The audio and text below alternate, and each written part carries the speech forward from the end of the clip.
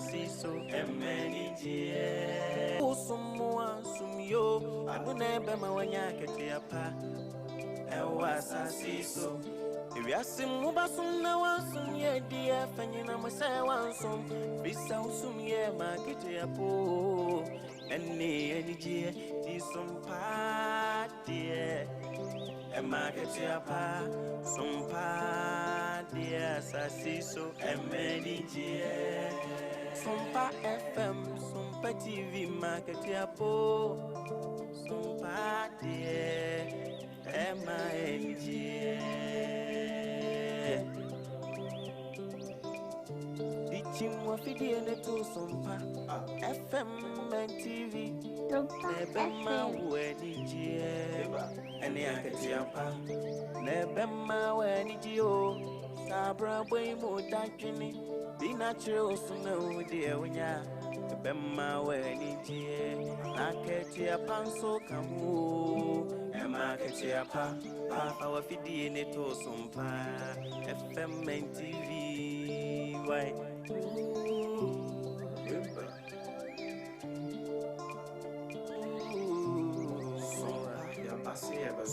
Yasin Sompa mani jeni akati apana unu wada Sompa de asiti neimunu ema akati apa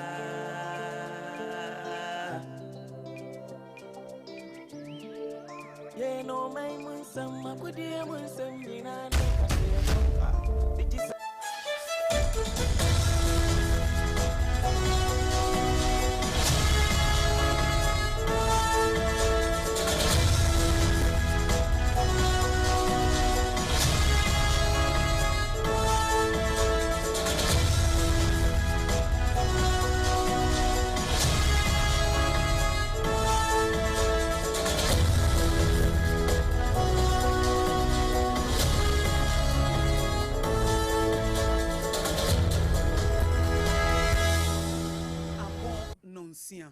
Ahaya SOMPA 106.5 FM Accra. Ghana de Shimaima, Yamamunina Chi Anopai, a Branson see a SOMPA Casiebo, a Bremo, Nana Kujesi Company Limited, and upon Nuncia Casiebo and no, Nakasiebo for SOMPA 106.5 FM Accra no, as some nam your headquarters in Wokumase, a SOMPA 93.1. Adam for Radio so Ewo Paris, France, Doma FM Doma Hinkro 100.7, Enkranza SOMPA a 90.7. Techimai SOMPA a 106.1 and also edem kama pa na eno echinon so no yem shannon so set Techimai phones wasum ewo 106.1 FM Sunyana SOMPA ya 98.9 Enkranza SOMPA mensonom enona eye 90.7 no Kingdom eye Mankasim 106.1 FM Kanesh Urban Radio ewo Kaneshi Market decoder so Babia Radio wono Eye SOMPA FM. Your Facebook page in SOMPA 106.5 FM Accra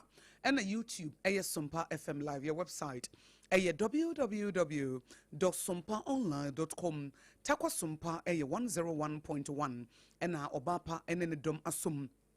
Ewo Takwa. Nana Kujesi Company Limited watonwa densi huniema ashansie ekwawie ye wono ena ebo ye chidom na ye freno Nana Kujesi no nsia kasebo. Leicester Ghana Limited, ya toothpaste and in the brush. Was so sinegu and no when ye. 80 the old chichu was seeing a man da baby a dano and no a young toothpaste and in the brush and pay whitening of a cheek na a mtanahoma was so and sunny. Womo and a boy and some way did some mono. Did the marketing ebony. Ghana man penny His Excellency Yera John Dramani Mahama said when you penny for actress Kabutini be at one more and penny for what she a one of the helicopter. Ekonya kwanhia emu amufiri mu yayaya no yade beboa won mama Valco empenifo dia babe tudwa se enya nokre se ye ton se adwuma no enti onobo imano amakofi boa wa baba be chichire mu Ghana empenifo chire mu se ye oil sector no ehia investment pao won mo chichire mu eno achi deputy minority leader wosan ye mashebedwani waskwa onobo Patricia Appiaje nso onobo diplomat Victor Gbeho wono nso wakai no empenifo gusu a wanmo ebo kokose enkwada ye de wanam eye adwuma buru wo ma hoɔden so no ye hwɛ ni ye nyai sɛ de be ya ye kokɔ amansan dwaso ye beto na Supreme Court gina ya wasie se amonyoko ni nyina no wo machitafo ɛwɔ ho kwan ɛyɛ card bearing members sɛ wɔn ɛto aba no nipa bebree ɛkyerɛ wɔn adwene baako bi nso akyerɛ n'adwene anɔpa yi yɛde bɛto mo anim. Yɛbɛtwa po akɔ BITMISE so Ukraine President Volodymyr Zelensky wɔkasa wɔse wɔn abɛbɔmbe ɛyɛ adehyɛ bi ama efie baako nipa nsia wɔte nananom sɛ de ho am na bɔmbe yɛ. Ensɛm pii ka wɔ enum ho ɛna yɛde som sɛ kaseɛbɔ ɛfiri SOMPA 106.5 FM Accra. Yɛne yɛde kaseɛbɔ yi ɛma mo anɔpa yi ɛyɛ me die nyame ahyira no. AKOSUA ABOAGYE wobɛtumi nso afrɛ me AKOSUA nhyira mene me dɔba Abena Bedu Adepa Kofi.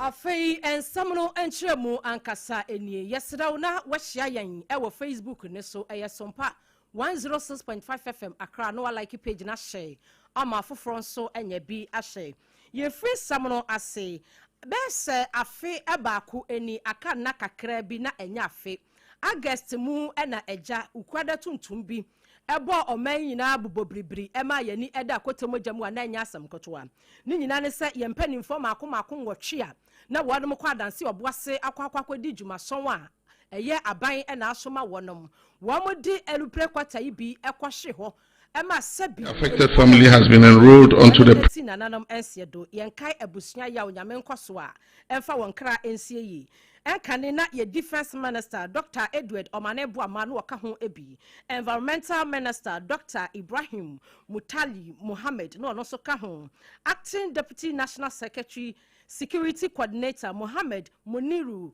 Limuna no ɔno so ɛka ho bi ɛna afei empanimfo maako miensa ya na asogyafoɔ miensa so ɛka ho ebi ɛma no kɔyɛ nwotwe Ghana Mampani His Excellency Yera John Dramani Mahama busumi ya yewomu yi ne da na ɛtɔ so miensa wɔde ato dwa sɛ wɔgyina amammerɛ no ɛyɛ article 174 at 1934 no ɛso at 1963 no ɛso to the establishment of the Children's Support Fund. The fund is not an act of charity, it is a solemn national obligation to our fallen heroes. It reflects our collective determination that the children of our departed heroes will continue to receive the opportunities their parents would have wished for them. I'm pleased to report that 13 professionally managed trust accounts have been established at Stanbic Bank for the benefit of the minor children, and government has deposited 1 million cedis each into each of these trust accounts. The affected family has been enrolled onto the premier plan of nationwide medical insurance. The company's highest level of healthcare coverage has been awarded to these families. This package provides an annual healthcare value of 3 million cedis across all dependents and grants access to 942 accredited healthcare providers throughout Ghana. Each family will receive a unique identification card today, and it was in the boxes that we're giving to you, which will provide seamless access to this healthcare support whenever it's needed. Recognizing that education is the greatest investment we can make into the future of these children, and that conviction has led to the establishment of the Children's Support Fund. The fund is not an act of charity, it is a solemn national obligation to our fallen heroes. It reflects our collective determination that the children of our departed heroes will continue to receive the opportunities their parents would have wished for them. I gave to you concerning the bill.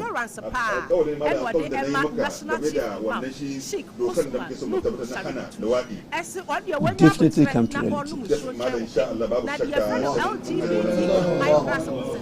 the bill was passed by Parliament. The way it was done,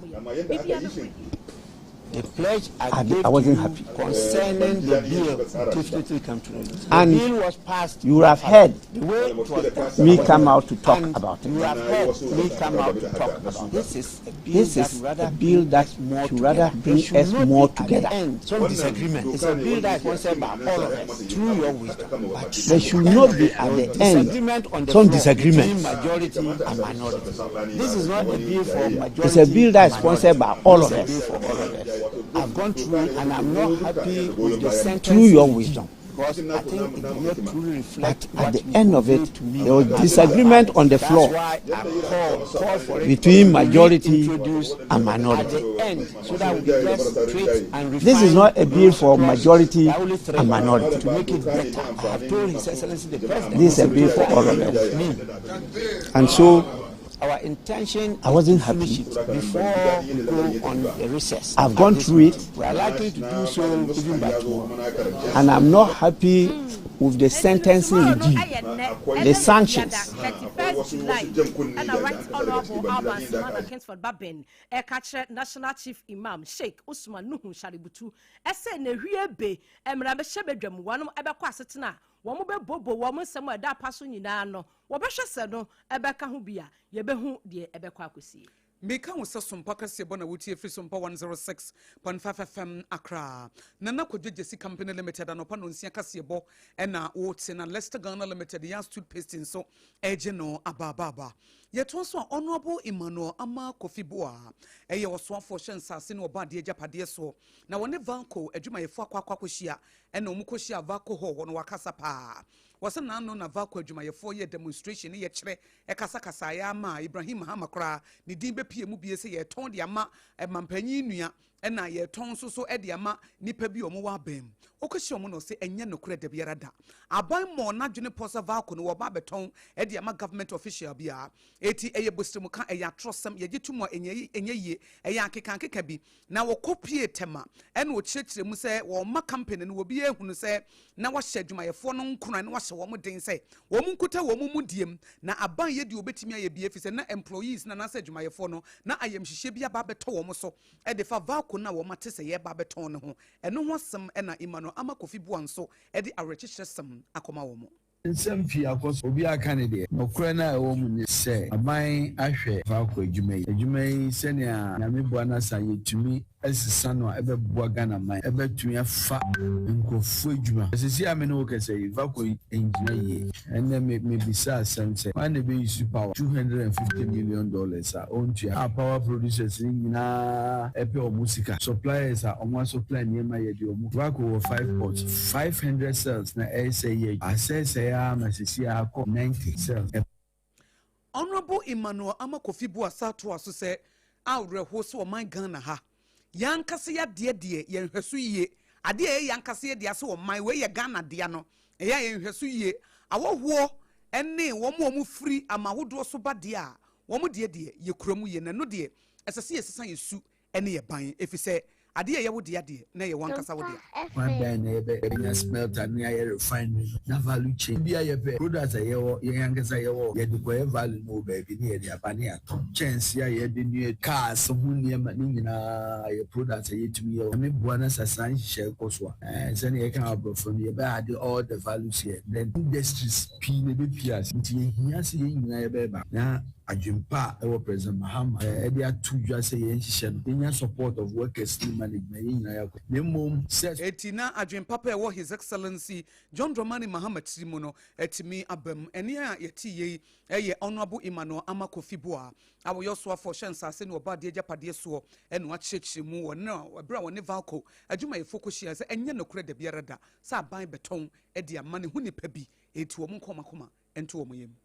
Ghana penifo bomania say ye petroleum sector no wanam asesa eniema mu kakra efa no wo mu a wo mutimi di wo mu sika ehyemu no enti wanam kire mu se wo mo convert investor interest no to committed capital na sayo so no na empanifo bi a wanam so invest e wo ye petroleum sector ni mo no adwumako ba kwa no no di AB and David Africa wanam penifo ekasa kire mu se ansana mu betumi a convert from investor interest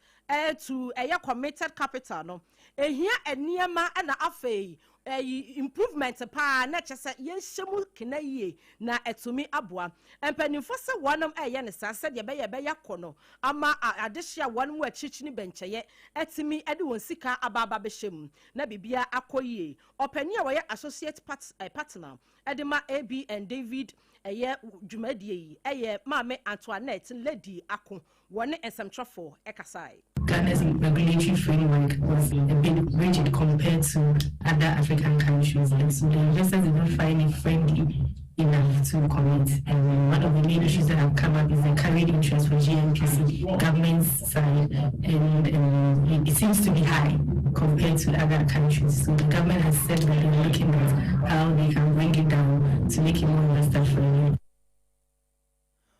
Openia Yatsini Kenya associate partner Edema AB and David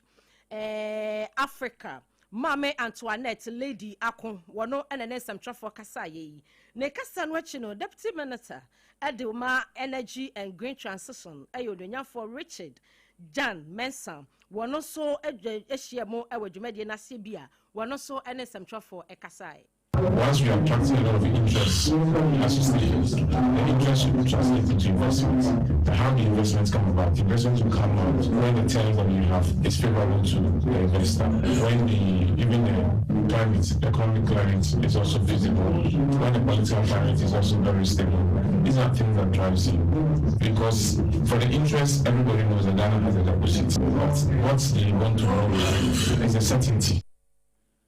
Deputy Minister Edema Energy and Green Transitions Ora Richard Jan Mensah wono ene hia ye wodwumadi yasebia wono mo nsem trofo ekasai. Ansan ye bekwa kodidwa no deputy minority leader awono anso so eye mrahebedwani ewo askwa honorable Patricia Apiagyei abo ambassador Victor Gbeho awonye ne baby kro wabana baso na wahye ne nkro na wahye ne munyam na ese glowing tribute na odi ama no wone modern ba waye ewo Ghana amonyosemu ebra mrahebedwafo ambassador Gbeho wo mo kire wo madwene ede fa ne dwumadie ho no mo kyem so wo ye obi a wo hye Ghana eni munyam pa wo ye diplomat bi a ne dwumadie ne modern ba wo boy no wo ye eminent diplomat ankasa wo ye distinguished public servant obi a wasom wo man no ekwan pa so wo ye statesman papa enti mrahebedwafo kai no a na esefata ne no en wo bo amane se papa yi se wo hwe ni suade hu ne kuta no ne adwumaso a obeye ede aboa oman Ghana na se se oman ni nyina wo mse wo firi mu de nanso ye kai esapa wo twa Patience, dialogue, and principled engagement. And it is very important that we pay attention to these things. And it was, even though he was not an individual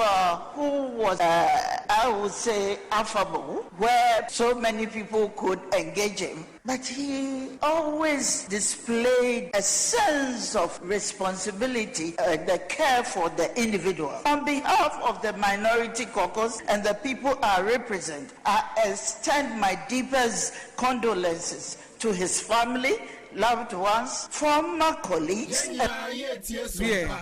Eni ayeti ye deputy minority leader wasanye mrahebedwani ewo askwa batom peso aso honorable Patricia Apiagyei kasebo wuti efi SOMPA 106.5 FM Accra. Nana Kodwe si company limited woton adansi hu ne maseme mu asonte se brana 2026 no se de emu achama wawura mu amanyame ya adom a wo kina ya yewura bosome nwotwene mu yewura August bosome nwotwene yewuram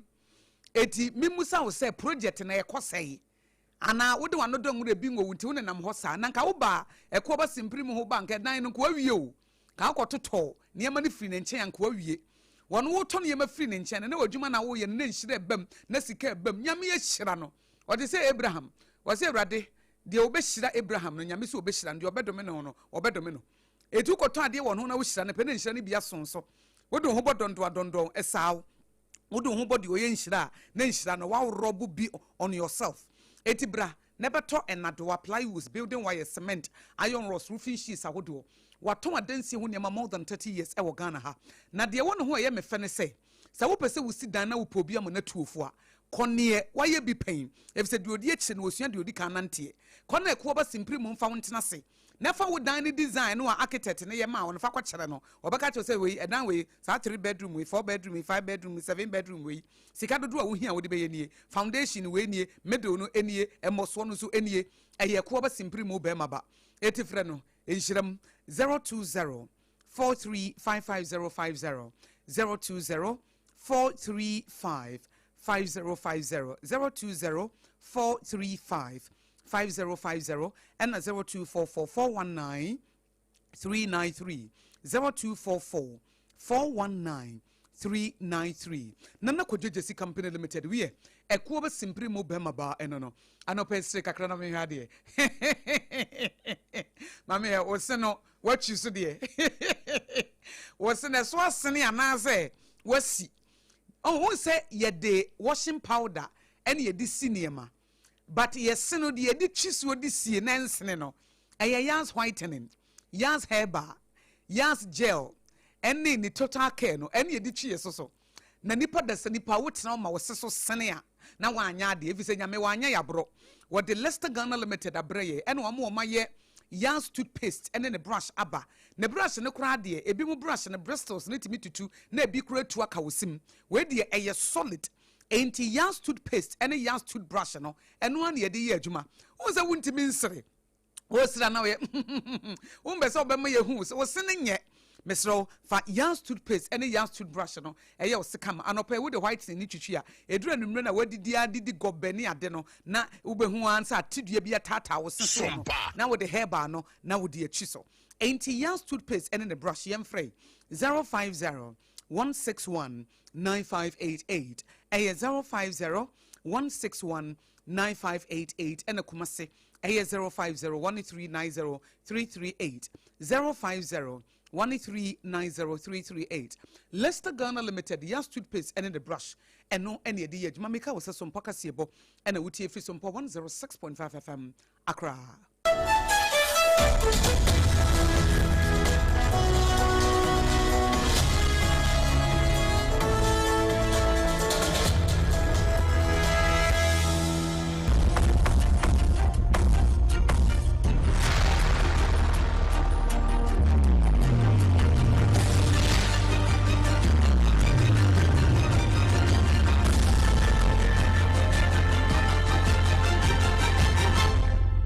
TV Emma Aketiapa. Ebusia SOMPA Emma Aketiapa yada se yetua ensem no so ni yakoyanim ewo ensem fofromu. Empanimfo egusu a womo ebokoko efa ekwanya yefa so edi enkwada eye adwuma enkankan ewo ye koko ekuamu ewo Ghana mu. Na yenyina yebekai a 2024 no November 19th na European Union wanom edi dwumadie bi eba ya na no wanom ka kira de hia wo mu no wo di dwa eya mama ya wo mu no wo di dwa nyina ewo koko mu se wo mu pese wo mu beto koko afiri wo man bi so asa koko no yade nkwada eye adwuma ewom ebru wanom ahoɔden eso entinu pie mu wo mfimfini mantam a Cape Coast Sid Ghana mpanimfo edi dwumadie bi hyehyɛ so no ye national dialogue on child labor na opania wo no where Gender and Youth Development Officer Edema Sid Ghana eye mame Mary ani Karama wakasa ewo dwumadie no ase en wo se sa directives no a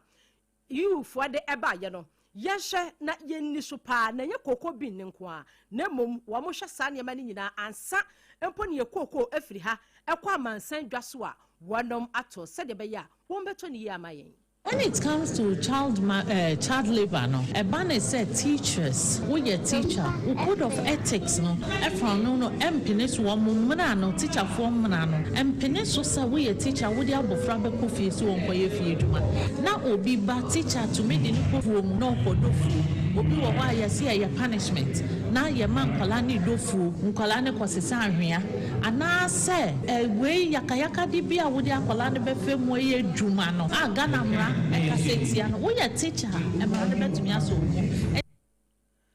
Openia wakasa yeyi eye Gender and Youth Development Officer Edema Sid Ghana Mame Mary Annie Kamara wono ene kasa ye ne kasa no achi no Miss Richlove Amono wono so wodwumadie no asibi eba no empanifo wo mo edi dwuma ewo yenhwe kwada ena afi wasetina mu yedie so ewo eye mfimfini mantamu a wɔyɛ pani pa ne nsɛm ani 2 decades ago, the international community, be the US with the Hacking Angle Protocol, or the EU, the EUDR, the European Union Deforestation Regulation, or their Human Rights Due Diligence Regulation. The most important one has to do with the EU, who is our largest importer of cocoa.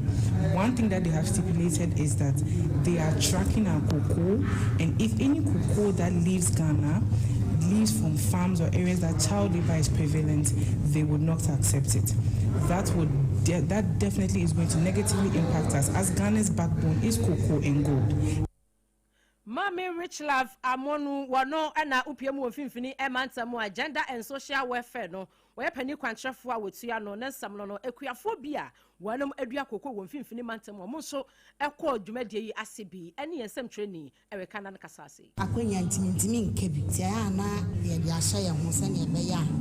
ye bom passe rade be de e be sesa abata bi mu a omenya ahomobra ma omma se ne be ometutu omo kama ama watimi akra na timi obru na hodin so ya aban betu achimti se me hu se embo no se mijai na mitna e ba ya nde se pi abam se ne ya adwene ne de ma adwene ne de me yokoyi na me mama me ba nhia madwuma me pasenda ya ba no sesa aba gba ya ba no ntimize ayam fanto ho amam my problem nade but that started a program na sesa kwa abam dada but nade ayasron kwaida amam wo ne program ya ba ya Equiaphobia wanum echo seed Ghana ejumedia wanum de sheshe so national dialogue on child labor ewo mfimfini mantamu Cape Coast no wamo ekasa ye ene yachemu entino empanimfo European Union directives no yesrada yenhye ne yeniso ne yekoko no amasanjwa so yento Eric Anan yensem twani oton krafu mfimfini mantamu esom ye na din semi ba SOMPA ye bekwamo no ne no yenkai se Supreme Court esijina ye bi ede babontin se 1992 constitution no a guaranteed your friend equal participation for all party members. Enti sa delegate system ne wo hono a parties ahodo de adwuma ya select ni pa bi. Muna mokoto aba ede yi flag bearer, muna mokoto aba ede yi mpanifo no sa de ni yentwam. Na card bearing member biara sa wo ye NDC ni, wo ye MPP ni, wo ye CPP ni, na wo card de kire sa wo ye party member, won so to aba ye yentimi nkasa select few bi nipa kakra bi yes mo na mo ye delegates mo na mo nto Supreme Court no so wotwam political parties ni nyina sa wo party card nko ade a ene wo ho kwanse wo to aba na sa asemi ena aban krache panyin a wono nso e wo offense south ono abo Frank Owusu mo ache na dwene se na ne nye ho sa ruling na Supreme Court di aba na ne nye ho ba kokra na undermine the friend internal party structures na se party no womo de womo ho ene womo nso ahyehye niema womo di gu akwa mudidi womo dwuma Supreme Court no kosi sa gina ne de na ese party no de from autonomy of political parties no about to agu ye de ye ho de ye pen wo ye no no mo Supreme Court so say kasa da bi ye de mo pen na mo ye de mo ye bi se ye constitution na mu ene wo ene wo se afei na party ne ba betena se no ma pense mu Supreme Court gina ye no if say san delegate system no ye de ye adwuma na de ba akokora be ha wo mo ne say sika yes ye ma party member bi anto aba financial challenges anasa sikemu wo hawo e de bebre wo no so ano odin eti sei na honorable Frank Owusu amoa wo de eto so mpaka sebo enim Supreme Court is the highest court of the land. I want to see the BSO and Bema, the court and again. I'm not again. I said, when you are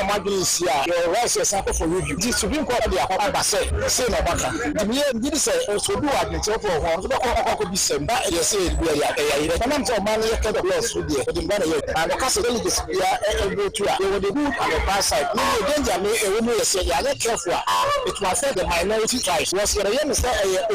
because in time has no young one, woman member type, no system by representative voting. Was getting married to government, just select to be representative of government. I imagine, sir, if you have some compensation less. Enti any ye honorable Frank Owusu amoa say, na some Supreme Court akade party member bi anto aba na political parties no sika ben wo mo eti ehho asem na so mpaka sebo ye de somo anopa ye kwa mono ne. War Amanoni Semuno Ukraine President Ora Volodymyr Zelensky wado and aquatro atone exi and some watch on the Nyani Kakra was say Russia for I missiles fufurobia wamo edi abetake ewo biaye kora wono wo free akakra bi na kwadu onu ne kurom na atake efie ba akum adehye ekosa bi nipa makum enipa be se enan a wanum so wo se fie ho abi wanum yehhehwe wo mo aye hu wo mo na wa mo kyeremu se efiti se wanum ede sa missiles no ekopie mo Russia fo kra edi drones be se 280 na afei missiles makomako eduoson na wanum so ye no overnight no mo yo so ede ko attack ye na sa nyema nyina esi ewa bra Zelensky ekopie mo Washington DC a wani President Donald Trump ekohia yetena se one on one edi nkomo ehwe mu se wasrese enka US wanum grant Ukraine na wo muntimye Patriot interceptor missiles ibi na bibia entimi koye no omonkwaso emfanko enti akwaya rehosem a Vladimir Zelensky wade sa ayi a wamo ebe bombi ye ni nyina no we ono ne di obrande ye edi call Russia na Russia fonso di bi ebai no ono ne die no na eku abusua bako nipa num enipa nan enso ayira ye hu wanemu a na kyese wode abeto ne X ya yada ne akira no pay edi asomo kasebo no si afa na wodi wafidie na to SOMPA 106.5 makran se mede bra mu dedi makotene bi ene se aban afa honorable Emmanuel Amakofi Boaso oyo so afo hwensase na obade agapade so se nya nokore se vanko adwuma ne ye ba beton edi ama aban adwuma ye ne bi Ghana man penny se 1 million Ghana cedis one mo de to one trust fund yempanifo nwotwe a wo de helicopter konya akwanhia free mu no ye de beboa wo moma Supreme Court gina ya wasiesie se ma ho kwan ema political parties ni nyina obi a okuta card bia etime to aba no emre opanyina ono na hye offense south abaton peso aso ono abo Frank owusu amu ase oni Supreme Court nya adwene AB and David Africa eye mpanifo a wo mu invest e Ghana ye petroleum sector ne mo wanu mu kyerem sese ye convert investor interest no into committed capital dia ehia hwehwemu pa Honorable Frank Apiagyei eye Mesem Honorable Patricia Apiagyei eye Deputy Minority Leader was saying Mashebedwani ewo askwa wakyerem say Ambassador Victor Gbeho wodi ne hu ni ebra wosom wo man Vladimir Zelensky eye Ukraine one president no wase adehye makomako num efie bakom wo mo etinana no sedo eye attack ya wonum ede call Russia intia yene de kasebo esom no pay eye me die nyame ehira no AKOSUA ABOAGYE obetimi so afrem AKOSUA nhira menne medoba abena badu adepa kofi na kasebo efi SOMPA 106.5 FM akra no efa ye headquarters e wokumase eye SOMPA 93.1 FM Madam Fopa Radio Paris France enkranza SOMPA Techiman SOMPA Takwa SOMPA Sunyane SOMPA Kingdom Mankasim Kanesh Urban Radio Decoder so Facebook SOMPA 106.5 FM akra wo like and share YouTube ye SOMPA FM live your website and brofokasem ya chira de egu www.sompaonline.com yeda nana kojeje si company limited yeda no say Leicester Ghana limited they are toothpaste so yeda wo mase so mo boye chidom yeda mo nyina se ema momo enitie